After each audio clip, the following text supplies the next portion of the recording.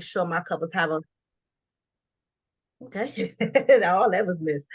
My goal is to not only make sure my couples have a good wedding day, but also have a good and successful marriage. In doing so, I partner with a lot of great professionals, as in money coaches, tax experts, sexologists, spiritual counseling, normal counseling, communication experts, all these people, so that I can make sure I'm able to give my couples a great foundation that their marriage will be able to sustain life's turns and turmoils. And one of those great professionals is the money coach, Chelly. Her and I go back a long, long time. We decided to go ahead and reconnect and get some things together. And she has so graciously agreed to help come together with me and give my couple some resources for money. And she is an expert. So without further ado, I will let her introduce herself with all the titles. Make sure you put DJ in there too. DJ, okay, I'll take it. So once again, we just want to welcome you, though, guys that are joining us this evening. As she stated, Miss Kiki, I go by Money Coach Chelly Toller. That's what I'm known by to many individuals. To tell you guys a little bit about myself, I actually got started on this journey of being a money coach 18 going on 19 years ago. Quite honestly, never really saw myself in this field. But just as Kiki mentioned, I realized that there were some really important things as a part of adulting and being able to have a real life. And one of those things just happened to include money. And it really led me on a path where when I got introduced into this industry, I really just began to understand and value where and how money plays such an intricate role in our life, and how understanding this thing called money, understanding our money journey, which also grew into the MoneyMoon for couples, it really helped me to understand the importance of it and how we have a money language. And so I got started in this industry. I'm going to tell my age a little bit. I got started at the age of 18 and started working on my licenses. I'm a native of Richmond, Virginia, South Side, if we have any individuals that'll be plugging on. But coming into this field, learning this information, it put me in a path to connect with several individuals, do business all across the state. I'm currently licensed in 43 states that I service to help couples. So if you are here in Virginia and you plan on moving to any of those 42 states, then we would still be able to assist you to make sure that you are having a strong MoneyMoon. Not only am I a money coach, which I love, and it's really my calling, but I am a DJ. I've been told. YouTube and Apple Music makes you feel like you could do some things. So I don't know if I should fully take on the title of DJ, but I can do some things on the ones and the YouTubes, pun intended. But I am the wife to an amazing husband who has really embraced just what it is that I do and allowing me to be able to take up space in the area of what I do, being a woman and a mompreneur. Speaking of, I have an amazing 2-year-old kid named Cody. So we call him Code Red. He's a ginger baby. And we are just excited about making sure that we can go out, Kiki, and empower families through this financial literacy and this journey. What kind of baby you say he was? He's a ginger baby. He's a gingerhead. So that's what they call redhead babies. Oh, get out. I done learned something already. Look, the class didn't even start. Look, I got my pen and paper right here. So, right Yes. here, yes. That's the first thing I learned today is a ginger baby. Okay. Might not have much to do with money, but hey, I love learning stuff. That's the first thing I learned. So, for all you all that are tuning in and coming in, it's already here. Please don't forget to make sure you grab yourself a snack.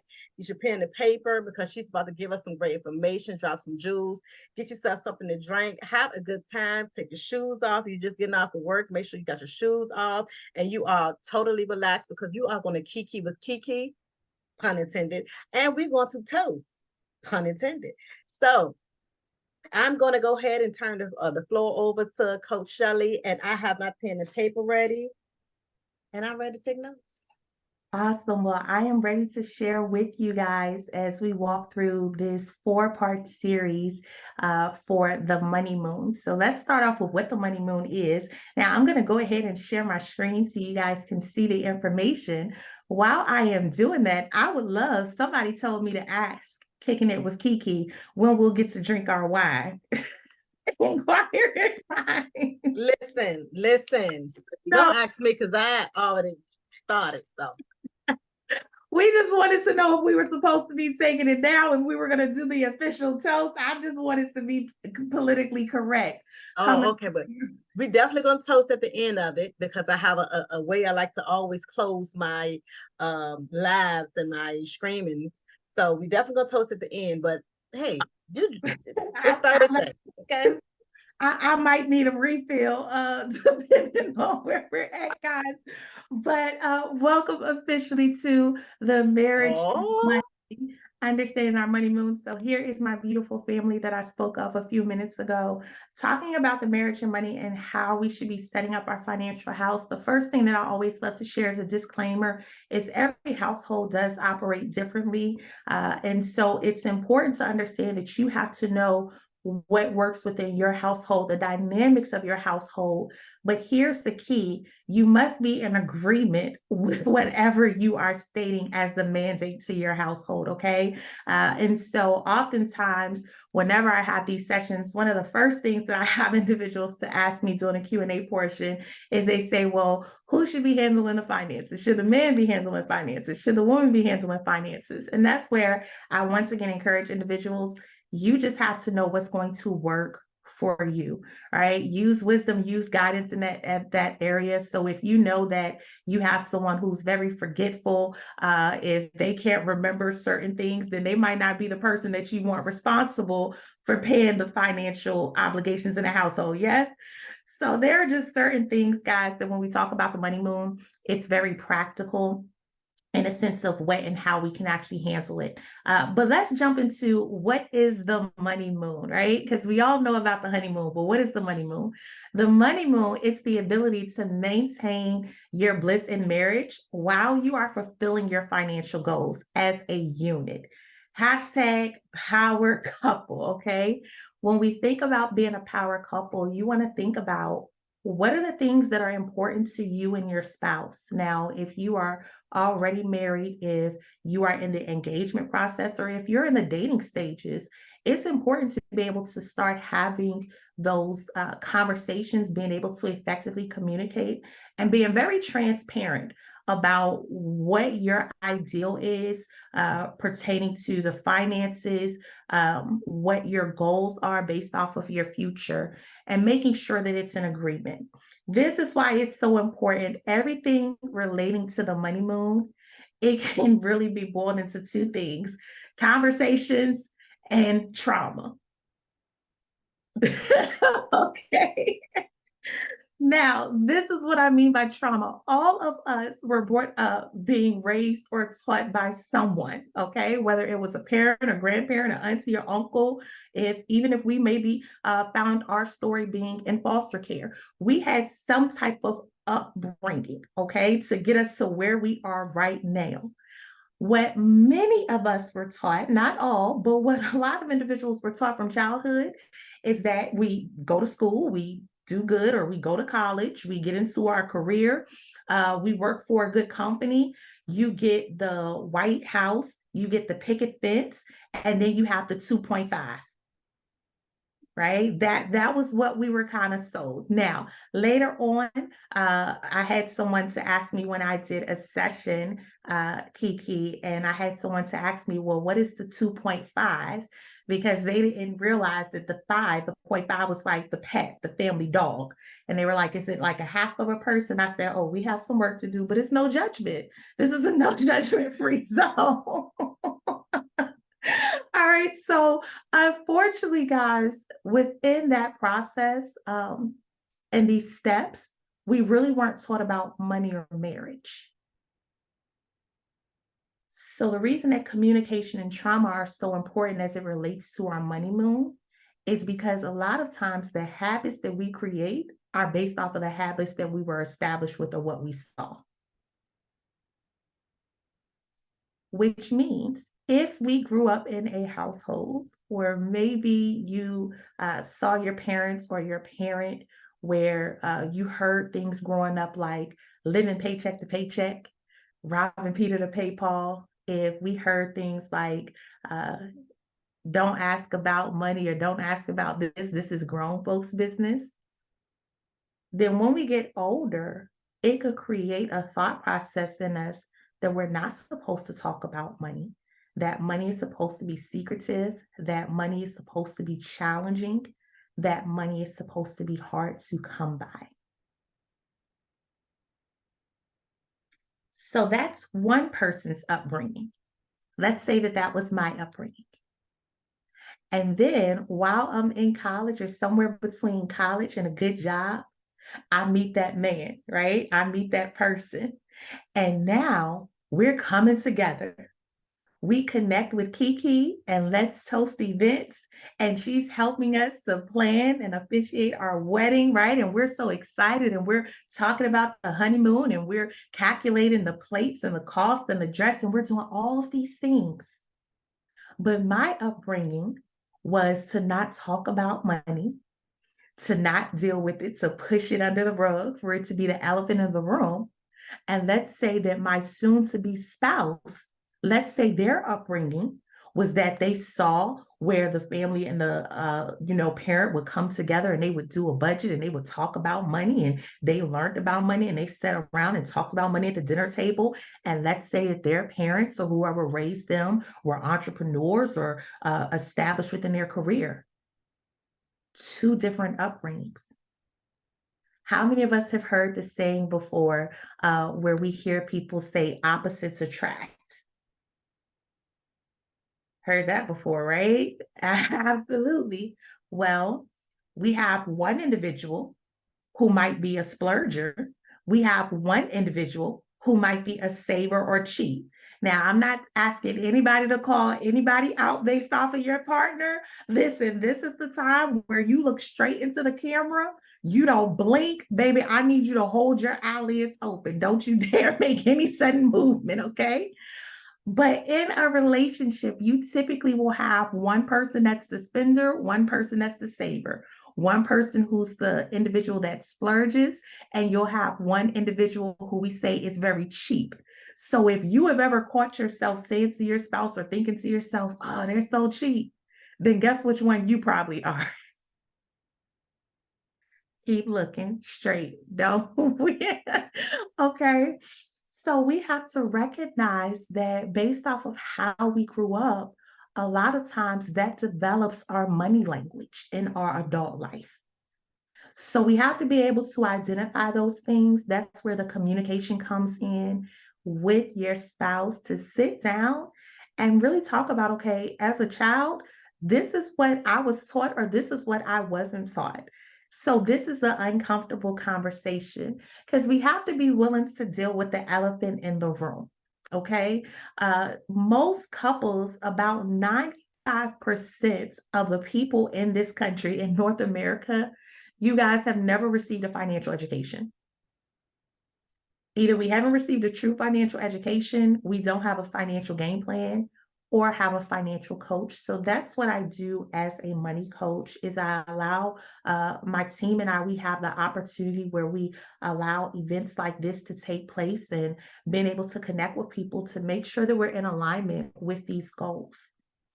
So being that this is a 4-part series, I'm not going to give you guys all of the goodies, right? You're going to have to come back. But I do want you all to begin to have a few simple plans that we can initially start at this point in time, that we can start in the beginning. And the first thing is that we want to consider creating a household budget and also sticking to it. This is where accountability comes in. This is where communication comes in. And this is where effective communication, talking with each other and not talking to each other. You would be amazed at how just some of the basic skills and life skills of communicating, of being able to be open with individuals and being vulnerable. There's a vulnerability that comes in place when we start talking about having a money moon. But then again, family, when we are saying that we're joining, one of the words and the vows that my husband and I said, we said, in sickness and health, till death do you part. That, Kiki, those words, those are very vulnerable words, right? So when we think about our money moon, guys, we want to make sure that we're able to put each other in a space where, one, it's safe, where regardless of what your childhood or your upbringing might have been revolving around money, um, it's okay. And here's the deal. We can always grow, right? We're not the same people that we were as children. So where we started off, we can always grow and we can always get better. Yes? So we want to create a budget. I know I just said a bad word. I know some of you guys are like, oh, she said budget. Why are you doing this? We want you to come back for the other 3 sessions, okay? But budgets, guys, are not a bad thing. Budgets simply tell us in our household, it allows us to have authority over our money. The purpose of a budget is for you to control your money and your money not to control you. Right? It's so funny because somebody reminded me of I feel almost bad for saying this now since I know it's recorded. But if you guys remember, it was a certain movie and it was called Players Club. And she said, you make the money, the money make you. See, y'all, this is why I only have one glass of wine. But those were very true words, okay? So in sticking to a budget, holding each other accountable, it gives you authority in your household. You want to be able to tell your money where you want it to go and what you want it to do for you. So in doing a budget, it gives us the opportunity and it empowers us, right? Uh, she said, am I Ebony or Thomas? Y'all, Kiki is acting up in the chats. You guys can't see it. But it gives us the power and authority to be able to direct and guide our money. When we think about a budget, think about guiding. And you are simply telling your money, hey, money, this month, money that I have coming in on a monthly basis, if I get paid every week, every 2 weeks, if I get paid on the 1st and the 15th, and then my spouse gets paid every week, well, with the amount of checks that we have coming in, how do we want to give power? How do we want to speak to our money? What do we want our money to do for us? How do we want our money to work for us? So now we begin to say, okay, we want to have date nights. See, people oftentimes think that a budget always means that you're cutting back and you're restricting yourself and you can't live. Certainly not. Now, there may be times within you and your spouse doing your budget that you guys are able to come into an agreement and say, okay, we really need more money to maintain our lifestyle. But a lot of times, it's not even that people need more money, guys. I'm going to tell you a secret, lean in real close. Sometimes it's just the management of the money that we have. Y'all weren't even ready for these gems that's being dropped tonight, right? So I have a saying in my team that while we are believing, if it is your desire and aspirations to be a millionaire or a billionaire, we have to master being a hundredaire and a thousandaire. Right? And they each have their place and importance to respect and value money. So budgets allow you to say, we would like to have a planned date night.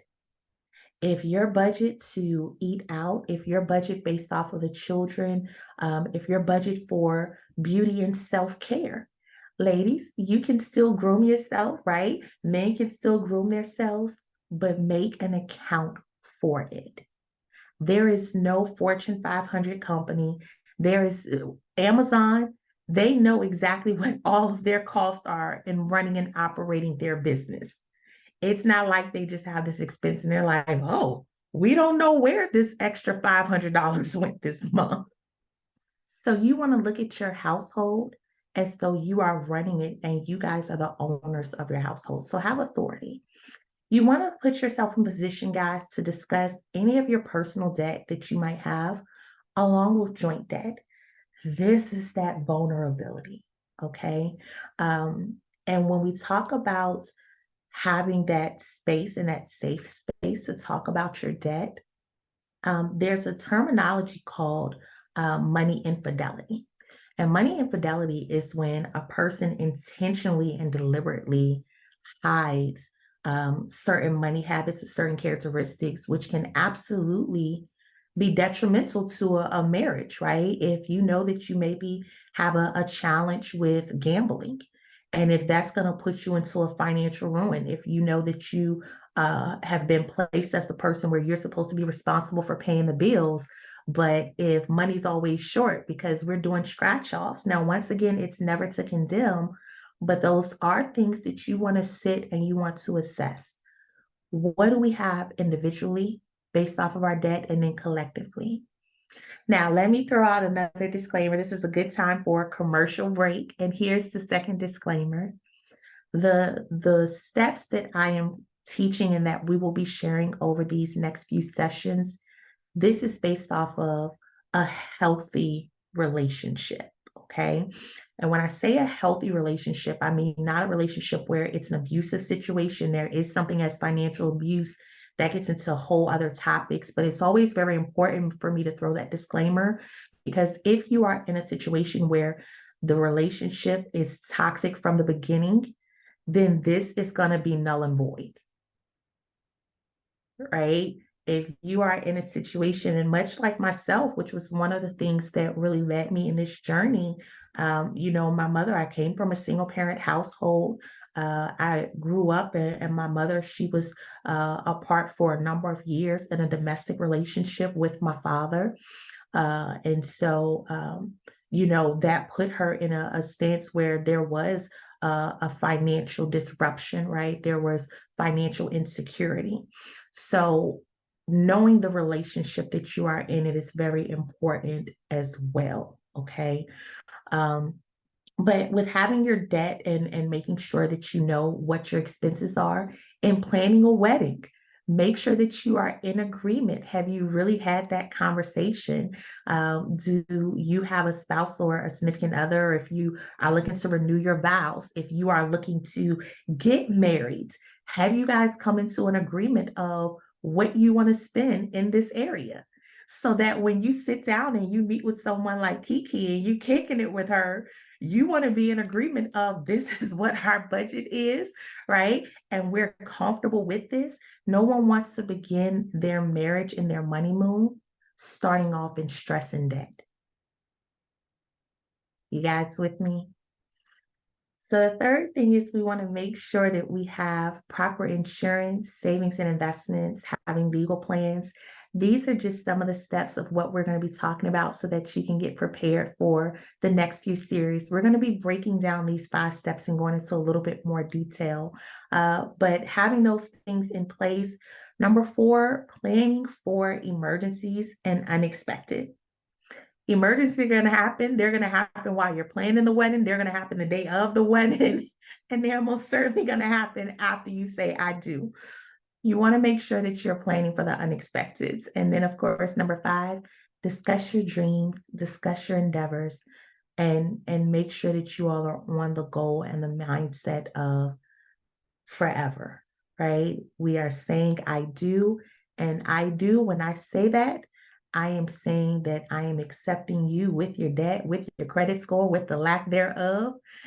And we're building and growing in this thing together. So I'm going to turn it back over to Kiki, and we'll go from there. Oh my goodness. You really, when it says, you cannot, you can bring the horse to water, but you can't make them. What's that? You bring the horse, you can make them eat. Bring the horse with a drink. Yeah. So when I say you got me so thirsty right now. So if I was one of these people who signed up for this session and then you dropped all this information, I'd be like, oh my God, what is next? What does she mean? I done wrote down so much stuff. I was like, I don't know to ask it now. Should I wait till later on?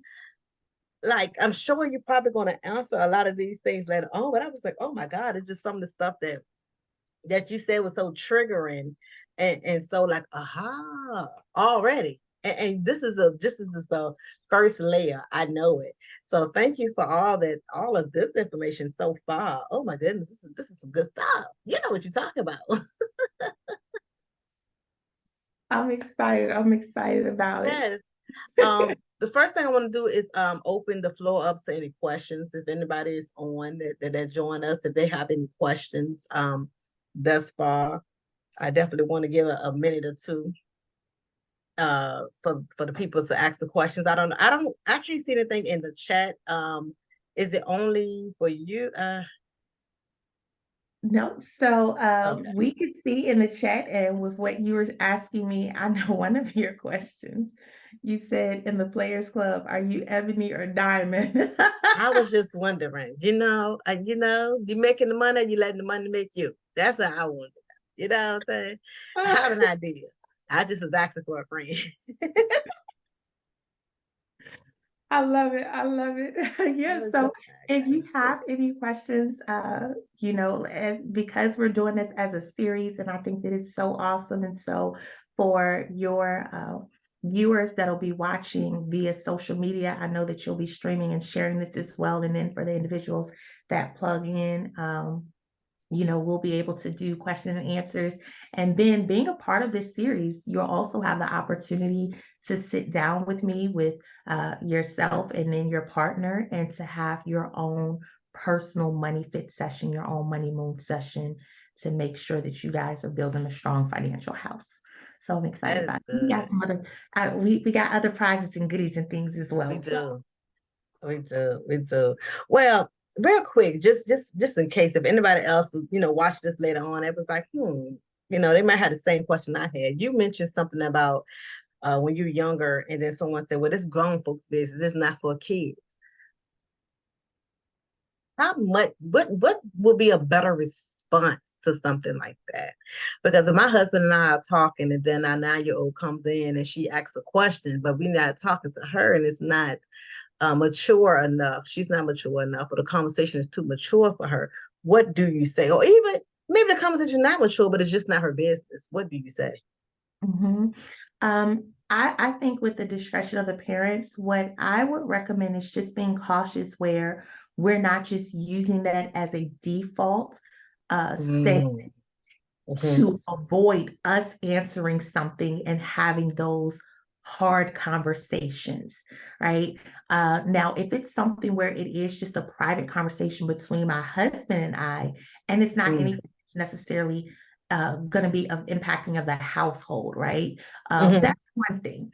But if we were wanting to avoid the question for well, mommy and daddy, what's money? Or if we're talking about bills or we're talking about things like that, don't hide those things from your children. So whether it's debt, if you're doing a budget, instead of saying that this is grown folks conversation when we're talking about those things, hey, this is what mommy's doing right now. I'm doing the budget for the house for the month.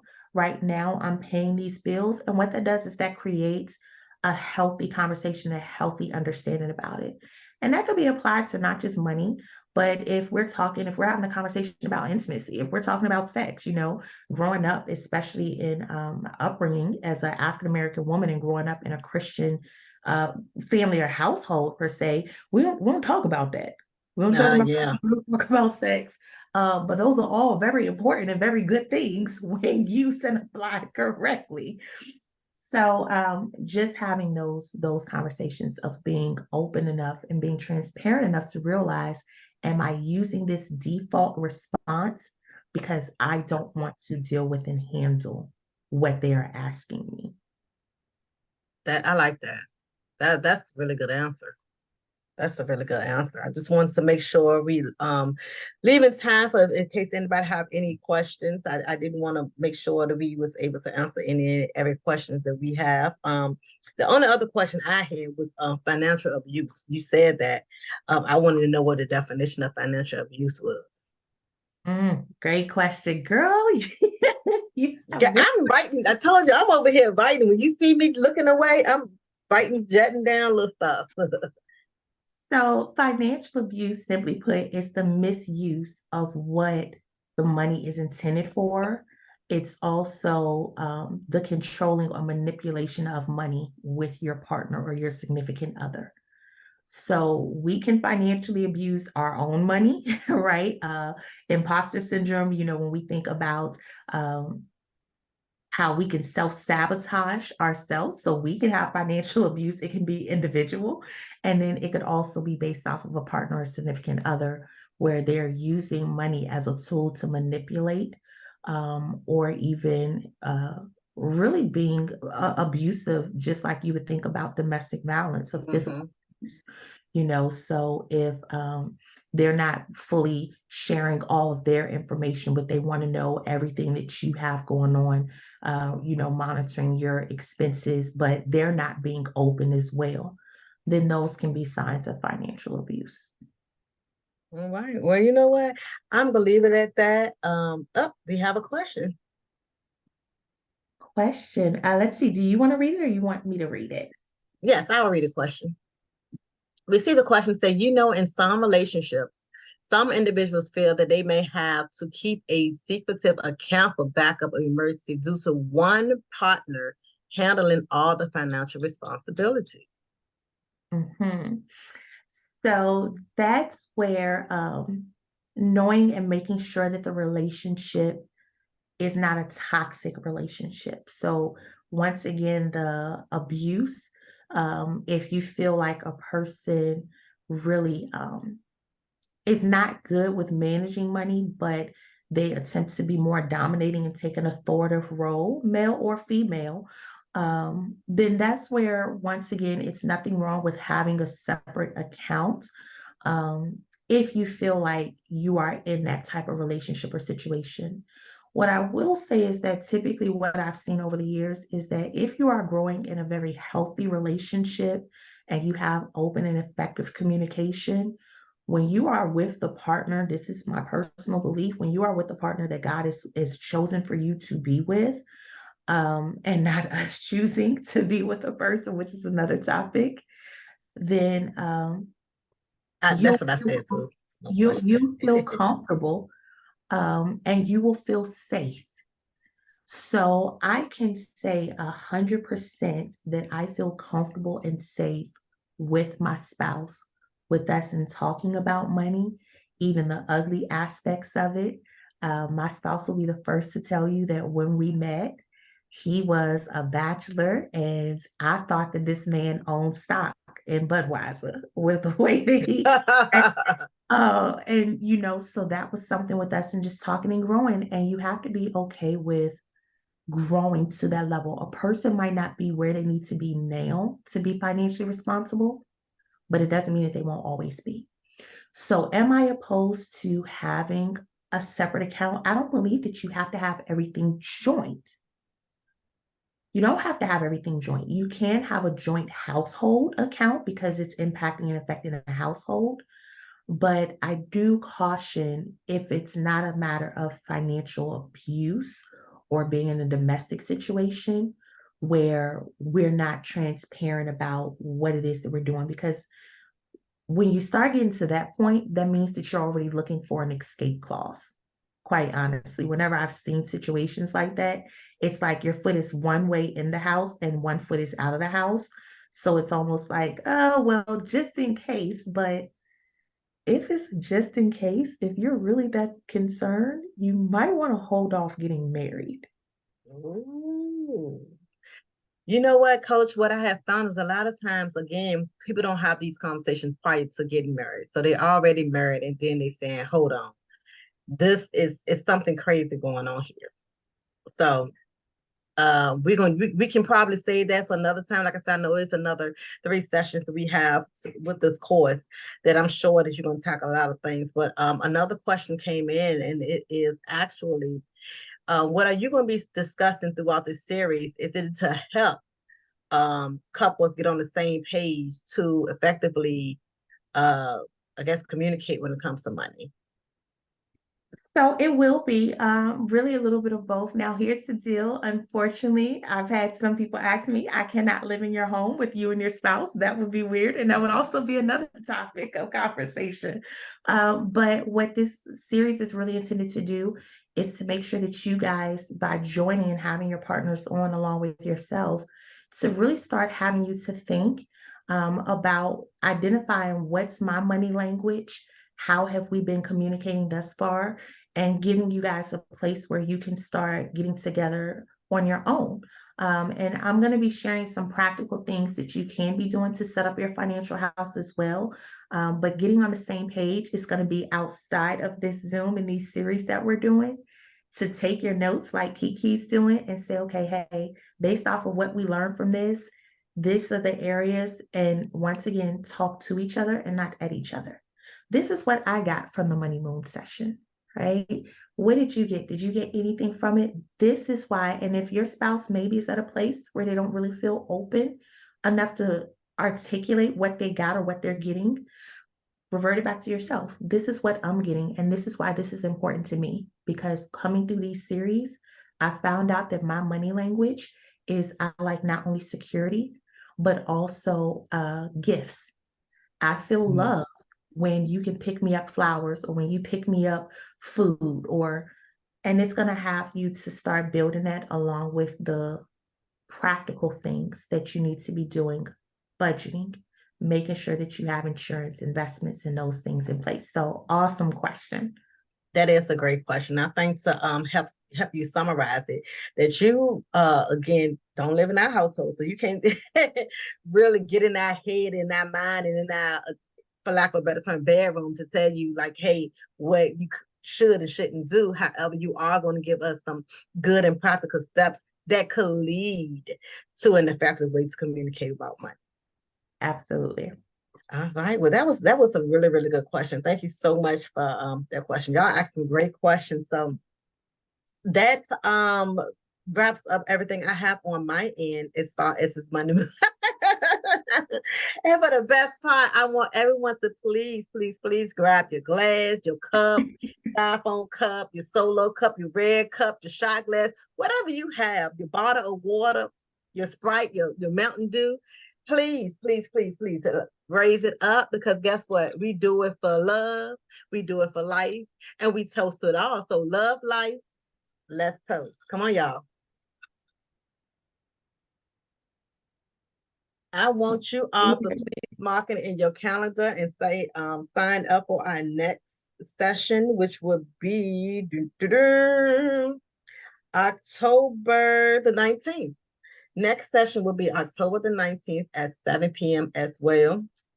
The link will still be available on Eventbrite. It will be on my website, all that good stuff. We definitely want you all to continue to join us, so you can have all the resources, all the tools you need to walk away from these sessions and feeling financially empowered, and to be able to have a sustainable relationship because of doing so. You know, that's the whole goal. That's the whole reason why I put stuff like this together and found someone. Thank God I found her. Thank God I found you. Who said it? Mariah Carey, didn't it? Thank God I found you. Yes, because she is phenomenal, like super, super dope, super smart. God bless you. So anything you need to coach, how can they follow you? Let them know your handles, what you got coming on, going on, and all that great stuff. Yeah, absolutely. So you can follow me at Chelly Toller. I'm on Facebook and Instagram. On Facebook, Meta. You can just Google or type in or search Chelly. That's with a C, CHELLYTOLER, parentheses, boss lady. And you'll see me. On Instagram, it's Chelly_Toller. And I'm on TikTok as Chelly Toller 1. Yeah, so I'm on all those things. And you know, if you follow me, I interact. I post a lot of great nuggets and information on there as well. And so yeah, definitely follow me and reach out to me. And let me know that you found out about me from Kiki and Let's Toast events, okay? Yes. I'll make sure I have something special for you. So they can also text me, Let's Toast, with their name, and then they'll get a free gift as well. And you can 804-503-7303. Y'all see all this? This is what happened when you are able to join forces with a powerhouse. You know, she's just a powerhouse all about herself. I'm just happy just to be in your space, in your presence. Okay, I bow to you, Queen. So with that being said, you can follow me on all platforms, Instagram, Facebook, TikTok, and coming soon YouTube's counter started, counter not. But anyway, coming soon YouTube, everything is Let's Toast event. Follow me, please. Uh, if you know anyone who's getting married, anything like that, send them my way. I also have a booklet that's out on my website, How to Jump the Broom Without Falling into Debt, which is another great segue with teaming up with someone like Chelly. Again, it gives you all tips to plan your wedding without breaking the bank and in a budget. All the things that she was also mentioning. Because I don't want you to go into the marriage already in debt. Like, no, it's ways to have a beautiful wedding and not having to use a credit card. You know, a couple came to me when I went, I can use my credit card. I said, no, you're not. I am not going to co-sign on you, you know, charging a wedding and you 22, 23 years old. You're not going to do that. Father, you go to courthouse, get married, and go about your business. I wouldn't do it. So it's a booklet out there. Everything is on my website, letstoastevents.com. And if there is nothing else, we can conclude for the evening. Thank you all so very much for joining us this evening. And again, October 19th, I hope we see you all again there. Thank you so much. Good night, y'all. Nice.